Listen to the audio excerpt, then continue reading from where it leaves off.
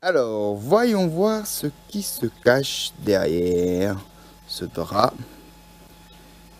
Et donc, pour ceux qui ont trouvé, c'est peut-être un Radrod Senton Arma V3. Donc, fait avec une carrosserie de Radrod Trophy de chez Asso.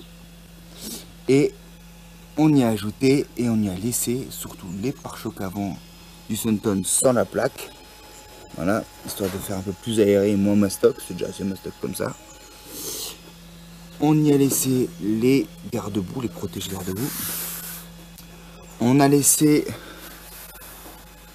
le pare-choc arrière et on a rajouté surtout le spoiler. Donc pour faire ça, j'ai pas eu à faire grand chose. On va regarder vite fait dedans. Alors pourquoi j'ai choisi ça? Parce que je trouvais déjà que ça avait une sacrée belle gueule. Que l'empattement d'un 1/10, c'est short curse, c'est quasiment, c'est celui-là du Senton, donc ça devait passer.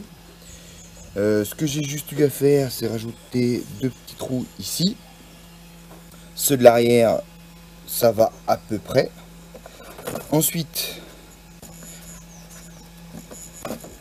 quelques petites modifs. Alors ce que j'aime bien aussi, on verra tout à l'heure, je vais vous les mettre avec des pneus pistes. Franchement, ça claque. Hop là. Donc voilà. J'ai fait quoi? J'ai dû couper par rapport au Senton une petite barre en plastique ici pour mettre le spoiler du Typhoon. Donc ça se met directement sur les pièces sans aucune modification à part découpage d'un petit bout de là-haut. Ensuite, pour le support avant, au lieu de les casser, je les ai pliés. Pas dû de les remplacer, je les ai pliés avec un petit résident qui maintient le tout. Ça fonctionne, c'est fonctionnel, pas de souci.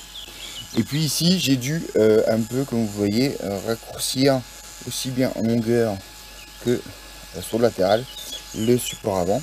Alors ça, c'est simple en fait quand vous faites des trucs comme ça. Vous coupez, vous percez avec à 2 mm, c'est bien. Vous mettez deux tiges sculptées de 2 mm, vous mettez la chaîneau, et puis c'est hyper solide et vous avez raccourci. J'ai également par rapport à l'autre, par rapport à la largeur, enlevé les bavettes, mais comme la carreau couvre assez, je pense que ça va pas gêner beaucoup. Et je crois que on a un peu fait le tour. Au niveau des réglages, j'ai remis de l'huile plus souple. Par rapport à GT, je suis en 700 je crois. Donc c'est assez, c'est encore assez dur quand même. Voilà, les diffs, je les ai séparés parce que ça me convenait et puis ça va aller aussi. Donc voilà la mécanique, à quoi ça ressemble. Et si vous me laissez 5 minutes, que ce que je vais prendre, je vais vous montrer à quoi ça ressemble. Il suffit de mettre des roues pistes, baisser la caisse et ça fait, vous verrez, un truc pas mal pour la piste occasionnelle si Pierre veut un peu m'accompagner. A tout de suite. Et donc voilà la tronchasse du bébé une fois qu'il a des pneus pour la piste.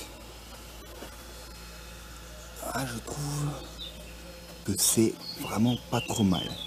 Et pour les fans de Louise, il est enfin sorti des Louise montées collées short curse sur le Z17 exprès pour les Arma Senton.